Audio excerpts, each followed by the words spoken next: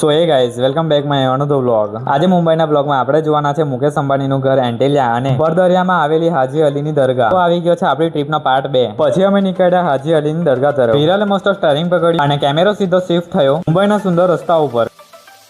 રસ્તામાં જતા જતા જ હાઈવે પર આપણને જોવા મળ્યું એશિયાના સૌથી અમીર માણસ એટલે કે મુકેશ અંબાણીનું આખું ઘર એન્ટિલિયા। ગાડીની બારીમાંથી બહાર નજર નાખી તો રોડની સાઈડમાં મસ્ત ઝાડવા અને બીજી બાજુ દૂધવંતો દરિયો દેખાવાનો ચાલુ થઈ ગયો। જોત જોતામાં આપણી ગાડી પહોંચી ગઈ હાજી અલી દરગાહના મેઇન રસ્તા પર। અમે બધા ફટાફટ ગાડીમાંથી નીચે ઉતર્યા અને ચાલતા ચાલતા નીકળી પડ્યા દરગાહ તરફ। આ જુઓ ભાઈ, ભર દરિયાની વચ્ચેથી જતો આ રસ્તો અને સામે ચમકતી હાજી અલી દરગાહનો નજારો એકદમ અદ્ભુત લાગતો છે।